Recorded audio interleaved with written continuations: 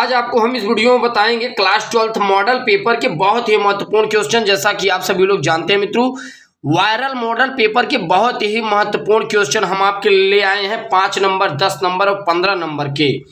और मित्रों यहाँ पर देखिए, खास बात यह है कि जो आपके हर एक मॉडल पेपर, हर साल पूछे जाने वाले महत्वपूर्ण क्वेश्चन के बारे में जिक्र करेंगे। और खास बात यह है, वो है क्या, यहाँ पे आप देख पा रहे हैं प्रश्नोत्तर संख्या 13 है।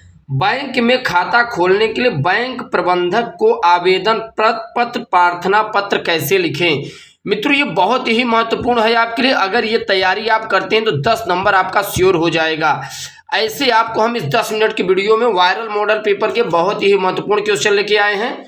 बैंक में खाता खोलने के लिए बैंक प्रबंधक को आवेदन पत्र और प्रार्थना पत्र आप लिखेंगे कैसे।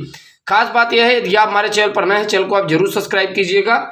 यहाँ पर देखिए मित्रों, जब आप लिखेंगे तो किन किन बातों का आपको ध्यान में रखना होगा। जब आप प्रार्थना पत्र लिखते हैं तो सबसे पहले आपको लिखना है सेवा में।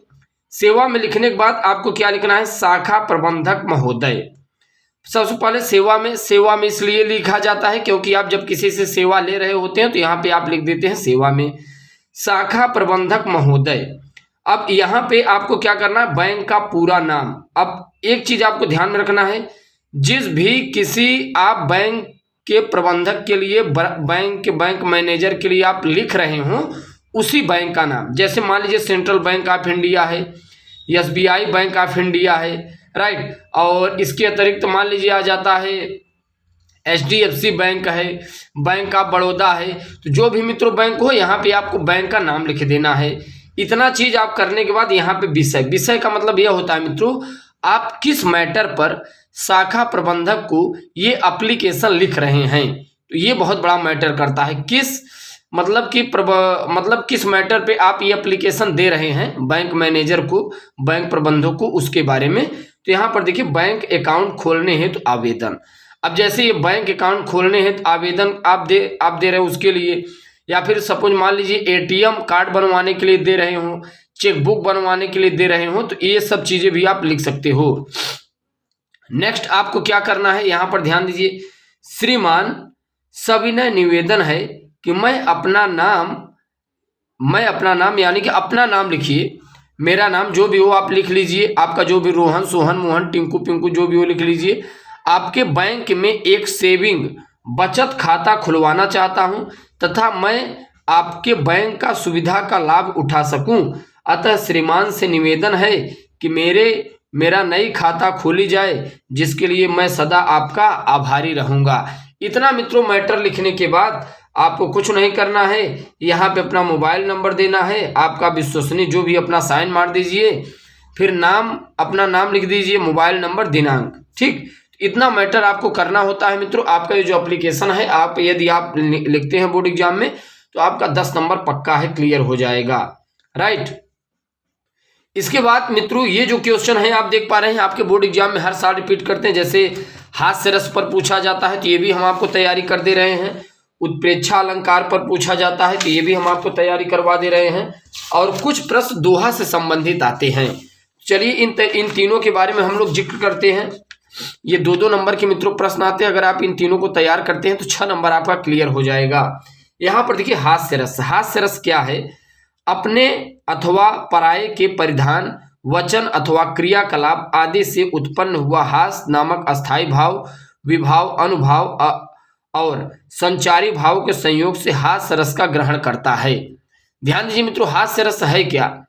आपके यदि बोर्ड एग्जाम के पेपर में आता है तो आप लिखेंगे क्या, अपने अथवा पराये के परिधान, वचन अथवा क्रियाकलाप आदि से उत्पन्न हुआ हास्य नामक अस्थायी भाव, विभाव, अनुभाव और संचारी भाव के संयोग से हास्य रस का ग्रहण करता है। किसका ग्रहण करता है मित्रों, हास्य रस का ग्रहण करता है, राइट। नेक्स्ट आप ध्यान दीजिए क्या कह रहा है।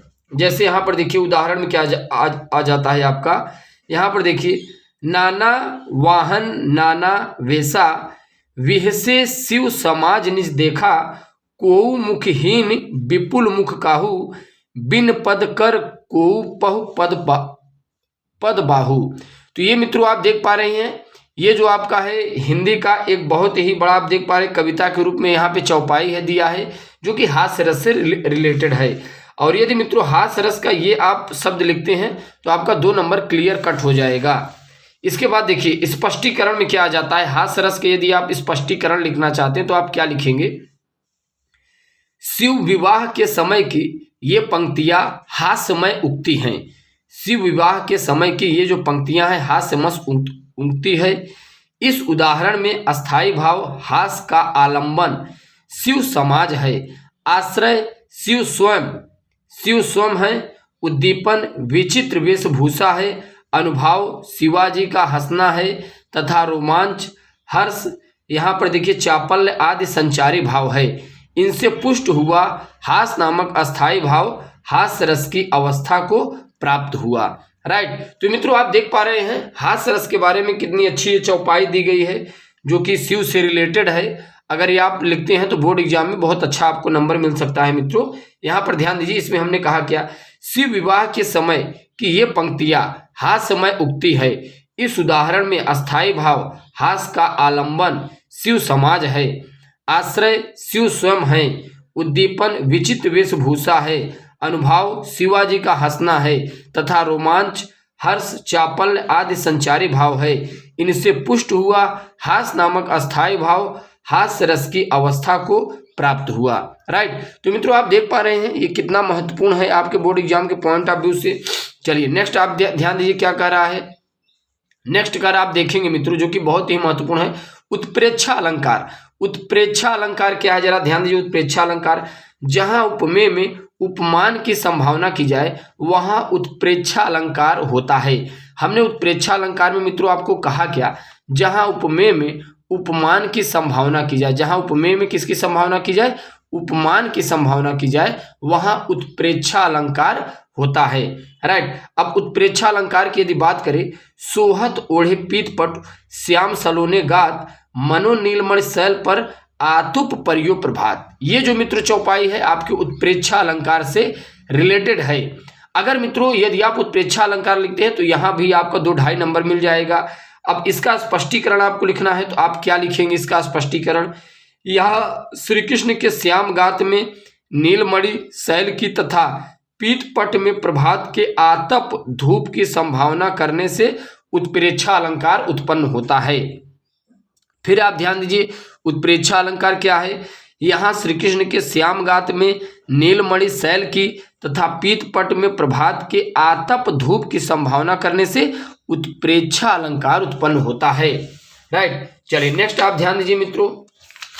नेक्स्ट देखिए आपके लिए जो कि बहुत ही महत्वपूर्ण हो जाता है, ये क्या है, यहाँ पर आप ध्यान दीजिए प्रश्नोत्तर संख्या 12 का ग है। दोहा देखिए, दोहा अर्ध सम्मात्रिक छंद है, इसमें 4 चरण होते हैं। इसके पहल और तीसरे विषय में चरणों में पहले और तीसरे चरण में 13-13 मात्राएं और दूसरे तथा चौथे सम चरणों में 11-11 मात्राएं होती हैं। तो मित्रों ये देखिए दोहा है आपके लिए जो कि बहुत ही महत्वपूर्ण हो जाता है। दोहा क्या है, दोहा अर्ध सम्मात्रिक छंद है। कैसा अर्ध सम्मात्रिक छंद है, इसमें कितने चरण होते हैं मित्रों, कुल 4 चरण होते हैं। इसके पहले यहाँ पहले आप कर दीजिए और तीसरे विषय यानी तीसरे चरणों में 13-13 मात्राएं, दूसरे और चौथे चरण में 11-11 मात्राएं होती हैं। तो यहाँ पर आप देख पा रहे हैं पहले और तीसरे 24 मात्राएं, फिर 24 मात्राएं हैं। राइट, तो मित्रों ये आपके बोर्ड एग्जाम के लिए बहुत ही महत्वपूर्ण है बोर्ड के पॉइंट ऑफ व्यू से। तो हमने आपको यहाँ पे हास्य रस, दोहा के बारे में, उत्प्रेक्षा अलंकार और बैंक में खाता खुलवाने प्रबंधक से संबंधित बताया आप एप्लीकेशन कैसे लिखेंगे। नेक्स्ट वीडियो के साथ मुलाकात करने का प्रयास करते हैं। जय हिंद।